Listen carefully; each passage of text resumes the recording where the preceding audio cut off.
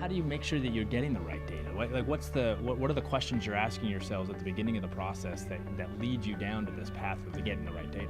First of all, it's just the right sample. Right. But more particularly is, am I getting very live behavioral data? Am I looking at things that people are actually doing and are actually involved with on a daily basis? Mm-hmm. And often we start very close in by just looking at kind of the digital dynamics, and that is a proxy. Their search behavior, what are they looking for? And there's some real nice fundamentals that you can have of kind of data as of yesterday.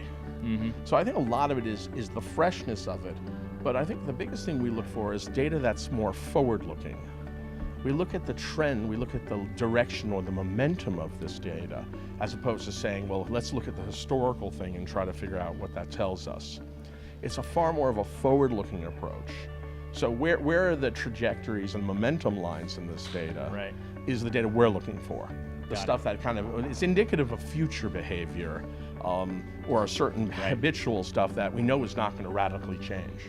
For other agencies out there that are trying to get their arms around this, because it is a big problem, how would you sum this up for them in terms of taking the next step and really embracing this? I think the next step is one being all in.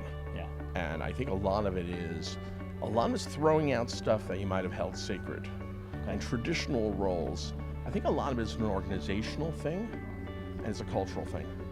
And if you establish that, if you try to do it the way you've always done it and fit this in, it will not work. So we essentially tore down how we worked and said, in the area where kind of data is ubiquitous, how should you work? Right. And a lot of that is throwing out some legacy stuff and actually adopting new stuff on not only how you're organized, how you're structured, the tools you have, but also getting some shared language. What do you call stuff?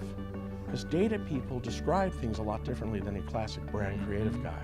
Yep. And finding that common language is often maybe half the battle.